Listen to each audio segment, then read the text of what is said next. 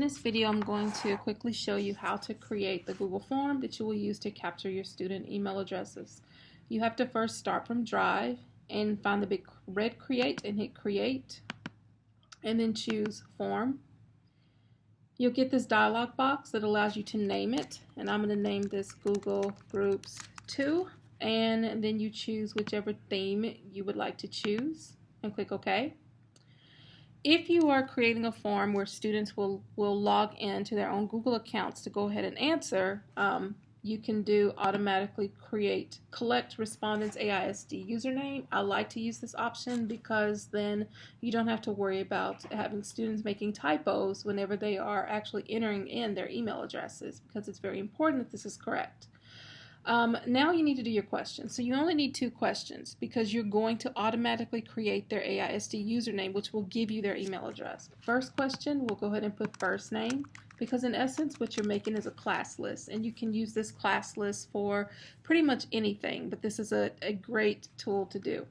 For question type, you want to choose text because you only want this one box for students to use.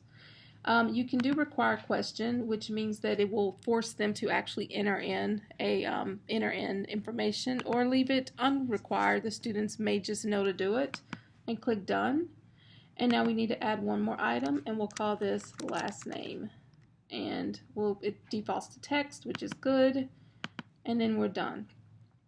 So under confirmations, you can have show link to submit another response. I would not leave that checked because you want students to log out for the next person to log in. And one other thing you might want to check is where your responses are going. So right now, mine are automatically going to a separate spreadsheet because I have my form set to automatically create that.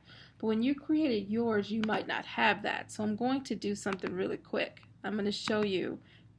So this is what yours looks like. More than likely, if you've never created a form, you might see choose response destination.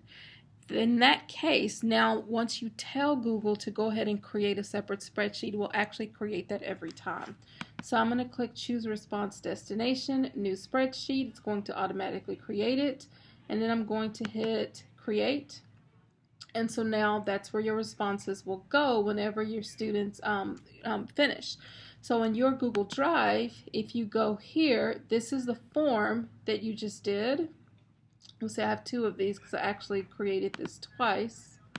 So let me fix that. Good. Okay, so this is the form that you just created, and this is the response spreadsheet where those forms will go. So that basically is, in a nutshell, how to create your spreadsheet to collect data for your Google Forms.